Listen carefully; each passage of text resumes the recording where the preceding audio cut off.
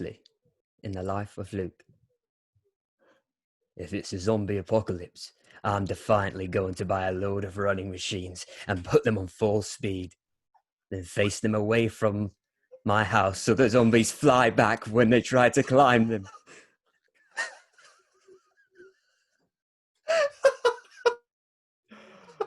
Welcome How back. could you ambush me like that? Oh my days. That was How so could funny. you? Oh, that was, how old was I? I was 13, I think, when I wrote that on Facebook. Tell us more. What was your thinking behind that post, and why did you do it? Well, let's say you have an electric fence, right? Or let's say you just have a fence. They're just going to pile up, you know? So you need some way of getting rid of them. And treadmills at full speed is going to do the job. As soon as they step on that treadmill, off they go. That's my thinking of it. I think in theory it sounds good, but I mean, it's a lot of energy as well you need to generate. Listen, I'm 13 at the time. How am I going to think? Wait, what would you do now then? Would you still do that if you were in a zombie apocalypse? I'd probably become a zombie in a zombie apocalypse, if I'm honest. Jerome, Yeah, I don't give think it your best shot. What would you do? Where would you go? What would I do? I don't think. Well, I think I've read a few zombie books in more time before I say so myself. I feel like I know a little bit. Depends what kind of zombies you've got. If they're fast, if they're slow. Depends on where you are. I definitely wouldn't. I wouldn't want to be. I think probably an island would be good. Or I read one where I'd with a dense, really dense population. Yeah, So really. that's going to And go. no hills at all. Just get on one of them forts in the Solent and then be fine, wouldn't you? That would be pretty cool and scary. Or get in one of the old castles in the UK and properly board it up. You're asking for a horror story. I'd bring some sort of like seeds and vegetables from the garden. I'd stash them, and then I'd grow my own stuff. Sustainable. You having a fight with your microphone there? Yeah, just a little bit. It's falling down. Like we'll be all right. On a sinking ship there, Jerome. What would you do? I think I would maybe find high ground, go to a mountain, get a nice lookout. Hopefully, like a mountain with a tennis court. Because I mean, let's be honest. In a zombie apocalypse, yes, you are fighting for your life, but a lot of the time would just be spent, just chilling out. And I'd be doing nothing, playing tennis. Yeah. Yeah, also, arguably, a tennis racket, a great weapon. Quite so. You're getting that swing, you're getting that strength build up. So it would. I think if you take like a 1,000 golf balls, maybe you could sit on top of that mountain all day long. That would be ace. Well, thanks for joining us, and has it crossed your zombie mind? Next episode. No, Jerome, what are we talking about? I can't believe you sprung that on me. I'm still absolutely gobsmacked. Today we are talking about episode that we did a couple of weeks ago now, which is where we hosted a dialogue between our friends Yi Khen and Simeon, and it was a debate about the sovereignty of God, and we asked the question, does God choose us or do we choose him? So it was really interesting, and today we're going to hopefully just lay out their arguments and then give our own thoughts on it, because it's an episode that I've listened to 4 times, and it's an hour and a half, and I still don't understand it fully. But yeah, it's a tough one, isn't it? It's a really it was a rough one to try and listen back to, but it was enjoyable. It was very enjoyable. I sat with my mum today eating lunch. I know, what a cutie pie, hey. And my mum said to me, she was like, the thing is, when I was listening to it, all I could think about was how much I could hear how much these two people appreciate each other.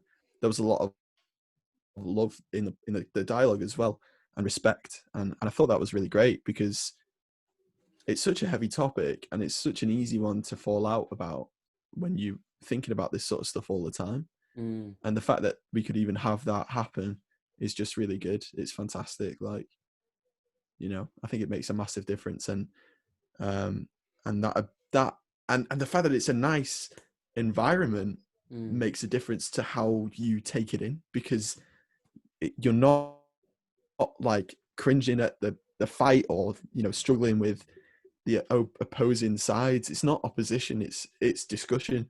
So, you know, I thought it was great, but like you said, difficult to listen to, or Yeah, with that all said, you know. just a really nice platform to be able to Yeah. host. Like, Oh, are we being a bit big-headed here? well, I mean, Simeon and Yi Khen, they just had a great platform to have this discussion on. It was fantastic. the hosts were really kind. Couldn't have asked for a better one, you know. They were. They had great questions. I think, yeah, it was one where they just had a conversation, and if it sounded like they were both working out each other's point of view, Yeah. very honestly and sincerely, which was great. So, do you want to start by maybe summing up both their points of view, or do you want to do it a different way? Sure. Correct me at any point if I'm wrong. I'd say firstly go back and listen to it. But I'd say so that Yi Khen came from more of a point of view of God completely choosing us almost. It was much more to that way than, say, what Simeon was coming towards us with, which was that there is the part of us that have to opt into it. And though Jesus has the grace for us all, we have to opt into that. While Yi Khen was sort of going down the path of, okay, Jesus has died for us, but he's predestined the people who would choose us anyway. Like, they would opt in anyway. So it's almost like the grace is there for both. The grace is there for all sinners, no matter what. Salvation is there. But those who do say yes have been predestined to say yes anyway, because God knew that they would say yes. It's very confusing, but I think that's probably the best way to sum it up. That one was what we have the option, and one was we have the option, but he knew already that we would say yeah. Okay, so from Yi Khen's point of view, God has this foreknowledge that he knows what we're going to do already. Yeah. But within that, within our own lives, we do have an element of free will. And then how does Simeon differ, or did he not sort of speak about it the same way as Yi Khen did, in terms of about God knowing our future events? Well, he did, yes. So he said one of the bits was, let me just get my quote whiteboard out. He said, he said, God exists outside of what we consider as time. So the past, the present, the future, they're just knowledge to him. They just are. He doesn't exist and go with us in that past, present, future. He's outside of that. So he knows what will happen, what has happened, and what is happening at the same time. It's not to find out what happens. It's just what happens. Right. And he also mentioned something about language games, and language is a huge thing when it comes to this kind of stuff, because when you're talking about these topics, it's true that language can almost get in the way of understanding these things, and get in the way of the discussion and dialogue. Because even as we explain it, me saying that about time becomes quite confusing, being outside of time. And I use the phrase of it happens, it's there and it's happened, and it is, I think is the phrase that Simeon says. But that would imply the present, which is like, great, okay, well, We're stuck in our past, present, future tenses, but God doesn't even exist in that, which blows my mind. You know, that's really interesting. I remember Simeon said something like, "What we call divine foreknowledge is just God's knowledge, like His current yeah, knowledge." So, and it's really hard for us to wrap our heads around. Well, one, because God is God; He's so much more magnificent, greater, so much smarter, and so it's almost like trying to comprehend like a fourth dimension is like something that is really hard to yeah, project. But God's sense of time is so different, right? Like the Bible talks about how He is the Alpha and the Omega, the beginning and the end. He was and is to come, and it's something so strange. that sums it up. Yeah, that sums up the whole review. See you later, guys. Yeah. Yeah, yeah. Just to say, if you could check the messages on the side there, Jerome, if that's okay. Oh yeah. All right, let me do that for you, sir. Then that would be fantastic. Okay, so let's think about how that impacts maybe our salvation in a way of like, say we are predestined, we are chosen. So this is what Yi Khen was saying. He was saying before the foundation of the earth, those who were going to be saved were chosen to be saved. They were chosen knowing that they would be like saved, if that makes sense. Which is, it's nearer the mid to end of the podcast where he says that irresistible grace is where we're chosen before the end of the start of the universe. So the irresistible grace is the fact that it's irresistible is because God knows we will go with it. So when the gospel is presented in front of us, we just don't have any other option but to go for it, in a way of accepting Jesus into our lives.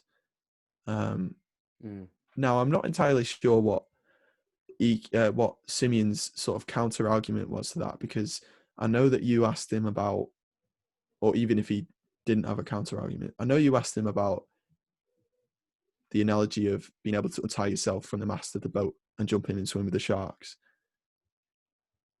But I'm not sure if he fully agreed with that analogy, because he said analogies aren't really that helpful.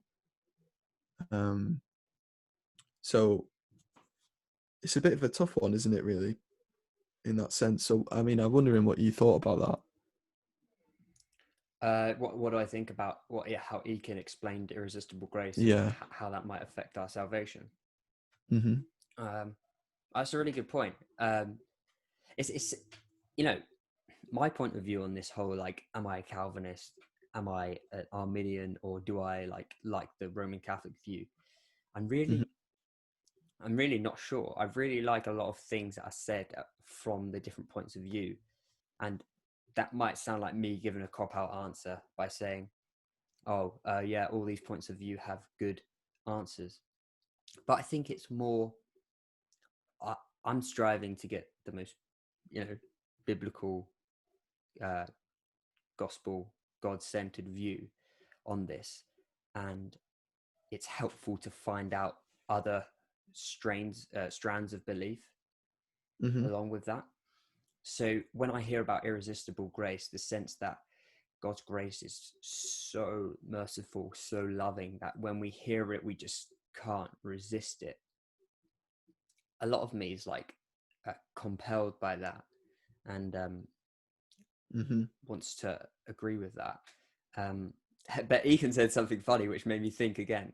He said, when you hear the gospel, they're talking about irresistible grace. He says, it's so good that when you hear the gospel, you believe it. And it's like, wait a minute. Do we believe it? Or is the Holy Spirit believing it? It's God in us believing it.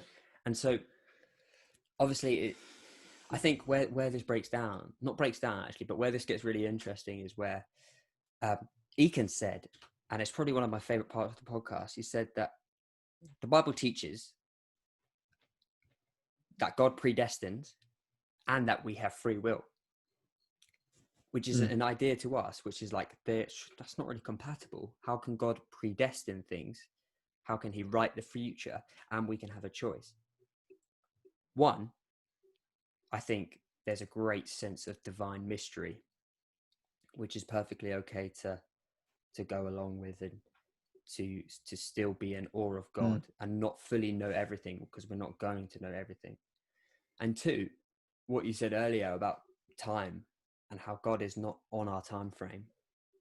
It's the kind of sense that maybe God does know the future, but still within this earthly time frame, it doesn't take away our free will.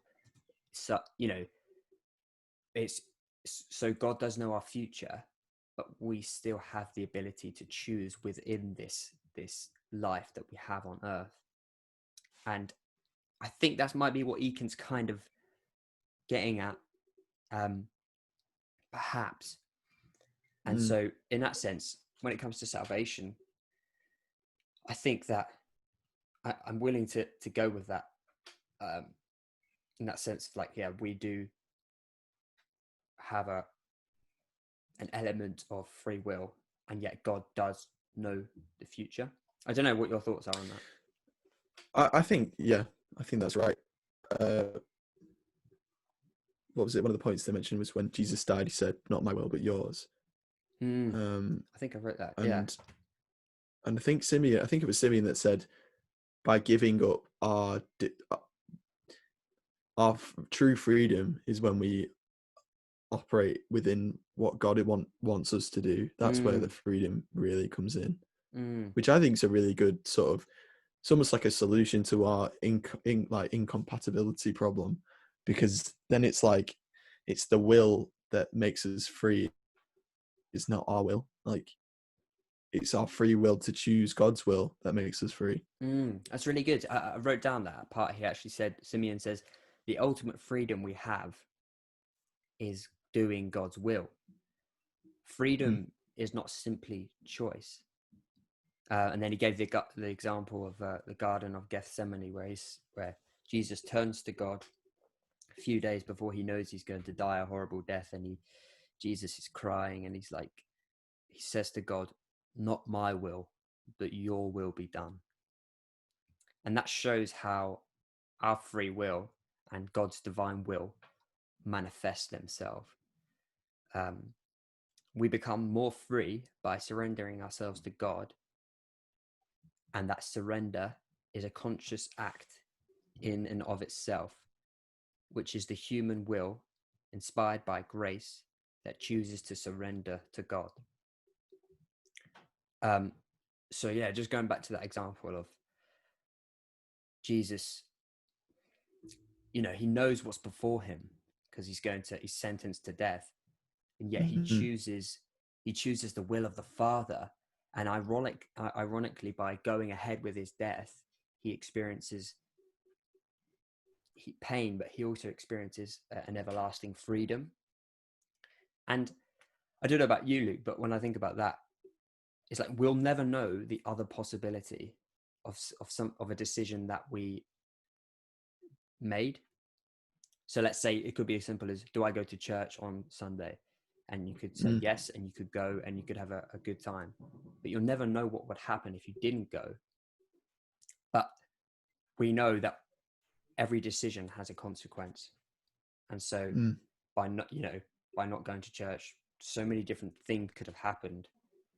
But we just don't find them out. So in choosing God's will, it's like he has a perfect free will set out for us because of his divine, like, foreknowledge and consideration for his children, if that makes sense. Yeah. I'm sorry, I think my parents have just been really loud in the kitchen downstairs. So I was just picking up in the microphone, just moving the chairs, going, They know your smashing podcast. up the table, and let's ruin it for him. No, I'm joking. So what do you, maybe you want to comment on that, but also I have another question. which is go Well, ahead, go ahead. can I jump in first? I Yeah. just wanted to talk about the bit where the free will part, about the two coexisting, and like you said about not my will but yours and stuff like that.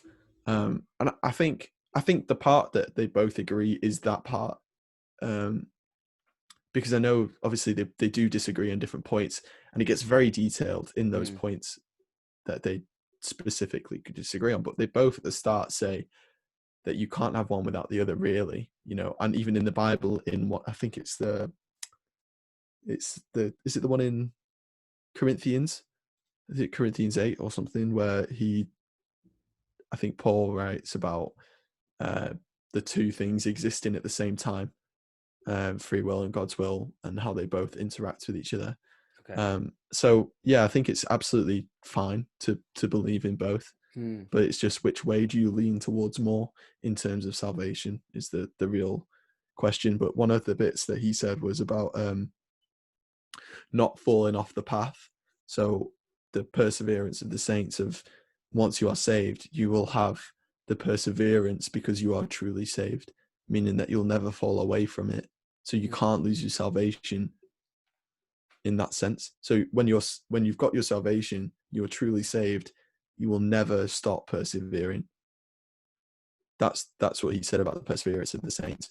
Whereas the classic depiction, and what I often think of, is that maybe someone is saved, then they go away from God in a life decision that happens where they fall into sin, struggle, and pain and difficulty, but they're never truly lost, because salvation it's a one kind of thing where it happens and you can't undo it, you know. But is that person truly saved if they walk away from it? That's the real decision. And I guess it's not a decision you can generalize on people, because it's an internal thing that, you know, that happens, and it's each to their own in that sense. Did Simeon comment on like if it's possible to lose our salvation? I'm not completely sure. It's I've not got it in my notes. I'm not sure what his argument was completely. I know Simeon. He covered loads, and it was so Mm. detailed, and so I'm not. Yeah, I think it was. He just gave loads of useful information. I just can't recall if he touched on that specific thing. Obviously, because the main question was the sense of like, do we choose to believe in God, or does He like cause us to believe in Him? So that was obviously the main thing, and salvation was just something that we touched on. But okay, that's fair enough. So I have a question. It's a question that we asked the guys at the start, and it's basically this is, and I want your honest opinion. Do you think this is an important discussion that we should have as Christians? And if so, how important is it? And what are your thoughts on it all? It's not the most important issue, that's for sure. And you and Simeon both said that, I think, at some point, where Yeah. the most important issue is that Jesus died for us and for our sins to save us from death. He you know, that's the most important bit. Yeah. If you were arguing with someone who disagreed with that, then you're not wasting your time at all. That's for sure. Yeah. But I think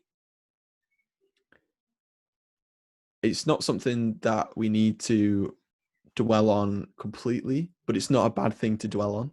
Okay. Because it's still a good thing to dwell on. It's good to have Jesus on your mind, thinking about Jesus a lot and the way he works. And it's not a bad thing to want to know the way the Creator has created us and the way that the Creator has saved us. You know, as doing physics, it's not a bad thing to think about your problem that you're having for a long time, because that's the way you get more into it, figure it out more, get more interested and more invested. So I think some great things come out with it. this one in particular brings a lot of other subjects into it, like sin, the hypostatic union, I think was one of the ones they said, irresistible grace, perseverance of the saints, all that kind of stuff, time, a knowledge of God. And that's super great, like super great. I think it's really interesting. Yeah. And yeah. What are we doing tea? Can you give me 25 minutes? You got Grumpy Bear downstairs. Oh dear. I'm just recording, Dad. What did he say downstairs? A grumpy bear. Talking about my mum. Oh, someone's hungry. He's hungry. Well, all right. We're not long till we're done. So. Yeah. Anyway. Okay. That's so funny. I love the way that you could see it happen as well. The door slowly opening and the one Mark time we record making an appearance. Okay. Anyway, so sorry to conclude that. I'd say it's an important issue, but it's not the most important issue. I'd probably rate it 7 out of 10 on the importance scale. Okay, interesting. Well, Yi Khen said, if you've lost the gospel, you've lost the plot. And I think that was a great. That's great. Yeah, he says that during near the start of the debate, and I think that's great. As Christians, that has to be the center, because our salvation isn't dependent upon whether we know a certain doctrine about time and God's intellect. It's not, our salvation is not based upon that. It's based upon the life of Jesus and his finished work on the cross, and whether we believe in that and him. So yeah, I think Yi Khen's absolutely right about that. You look like you're about I think to as speak. well. Yeah. Wow, this Zoom thing is amazing. I'm also been thinking about, so me and my mum were having a conversation earlier, and we were saying about some people being sort of slower to get things or slower to do things than other people. And I think like not all of us are cut out to be theological thinkers, and that's okay. God isn't here to make you a giant of theology, even though theology is great. There's no doubt of that. But it doesn't mean that your theology isn't what saves you. It's Jesus that saves you, And I think as long as people remember that going into these kind of discussions, I know that I think you are a theologist as soon as you become a Christian. Theologian. That's what theologist. You do become one as soon as you become a Christian, because you start opening the Word and discovering more about it and thinking more and pondering more and all this kind of stuff. So, but it's not the be all and end all of what your faith is. Your faith is Jesus has come and saved you, and he's made you anew. And I think that's what people need to remember in these, sort of discussions. Would you disagree with that, Jerome? No, I agree mostly with what you said. I think you made a good distinction when you said that when we become a Christian, we do become a theologian. Thank you. I think the reason I said mostly is because that Christianity is so big that you have to come to know the Jesus of the Bible, not the Jesus of the prosperity gospel, not the Jesus of get rich quick, or not the Jesus of the Buddhists who might portray him as a good teacher, not the Jesus, of a certain name so many other examples. But you need to know the Jesus of the Bible, and knowing the Jesus of the Bible is a bit of theology there. But yeah, absolutely. Yeah. So that's a good point you made about when you become a Christian, you become a theologian in that sense. And yeah, I think theology is great. It can be simple or it can be intellectual, but theology is like a map and the maps bring you closer to treasure. Well, I should say pirate kind of style maps, not just the everyday map. But as Christians, we want to get closer to God, and theology helps us to do that. So, yeah, I think it's a good thing. Yeah. So is there any other parts that you want to sort of talk about? I think one of the other bits maybe we can touch on very quickly is the idea of sin. So Simeon brought this up of being like the absence of God is sin. Interesting. Like the absence of light is dark, which I thought was an interesting way of looking at it. But for me, I think the absence of God is just nothing. There's just nothing is there. No creativity, light, anything. The absence, it can't exist. If that makes sense. Well, I'm not fully sure. Like, are you trying to frame the question about like what sin is, or? Yeah, well, I think, well, they definitely go into it much more detail than that, but they were talking about maybe it's not a force, it's not something created by God. It just, and God isn't the one that puts it into use.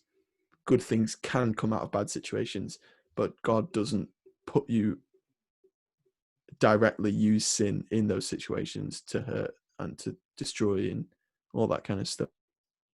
Yeah, But the devil is fallen, and from him comes this sort of stuff.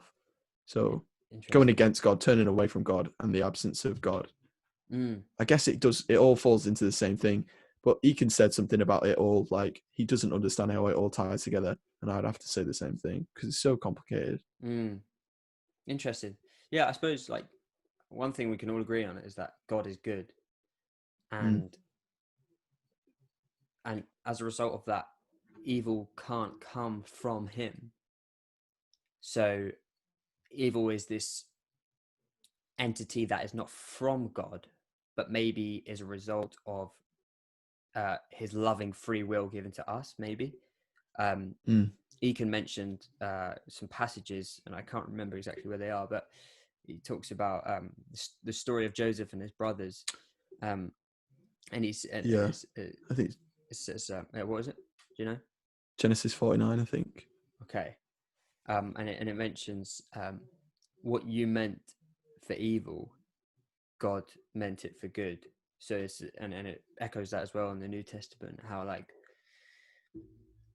or whatever evil intentions we have and potentially act out, God is shaping them across all of history. God is shaping them in this like in this broken mosaic of his good will, which in the end is a perfect glorification of his love and his goodness, which in our time might seem harsh and evil and broken, but God's goodwill surely has to work out for the perfection of what goodness is. If that makes sense. Yeah, and also like obviously we live in a broken world. We live in a place of brokenness. People make poor decisions. Like we said before, free will, you have free will. So you can do things that hurt other people. You can do things that turn away from what God said is good. We have that option, and having that option is where that sin comes in. Is there anything you disagreed with on the dialogue?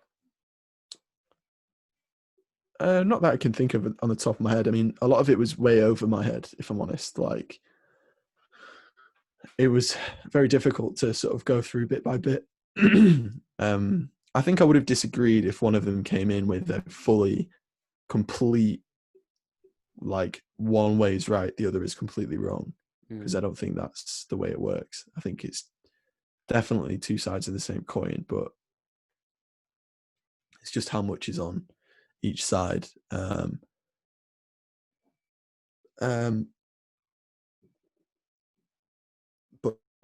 yeah, I'm not sure. Did you have anything or? Not entirely, because partly because, and this is great that it happened like this, but they were, as I said at the start, they were working out each other's views as they went along. And at one moment, Yi Khen said, I've never had this kind of dialogue about God's sovereignty with a Catholic before. So he was really interested in hearing that point of view. And so it was like a learning process for him and also for me as I was listening along. So I'd need to hear more if I was going to disagree, because they agreed on a lot as well. And, they had a very similar answer to the actual question of the podcast, which is like, does God choose us or do we choose him? And it's like, you can't say it's either. It's kind of both in a paradoxical way. So they had a very similar answer, but maybe just different ways of understanding it. So yeah, and I think at the end of the day, I'd just say listen to it if you haven't already. Go and listen to it, make your mind up, look into it more if you want to. Excuse me. And talk to the people who are around you, mentors, teachers, people who you trust, and have good discussions with. Because that's where you start figuring out what you think. And yeah, I think we might have to start wrapping it up, Jerome. Yes, before this video chat ends. Yeah, I think we covered everything. Thank you so much for listening. If you do have any questions, just please let us know. And if they're about this topic, we'll ask Yi Khen or Simeon on your behalf. Yeah. So yeah. Thanks very much for listening. We've got some things for next episode. So next episode we're going to be doing it on what was it again? I always forget. It's how do the people outside of Israel know about God? Yeah, so people like like Job and then other such people, nations around the Middle East and the earth. How does that sort of fit into it? So we're going to be discussing that. That'll be an interesting one. That'll be probably next week at some point, won't it? Yes, next week sometime. And in the meantime, we've got a new logo which Jerome has redesigned. We both went away. We had a call and we said to each other, right, let's design some stuff. We'll bring some stuff together. We'll collide heads, and we'll figure this out. Jerome sends me his first draft and I'm like, well, I might as well not even pick up my pencil. Absolutely loved it. So we're looking forward to unveiling that. In some point next week we'll release that. Yeah. And just exciting things to come. We have a lot of plans to grow the podcast and to as well as stuff that we can hopefully share with you guys as well. So really looking forward to that. And but don't worry, there's not too much change. Our voice breaks are still going to be here.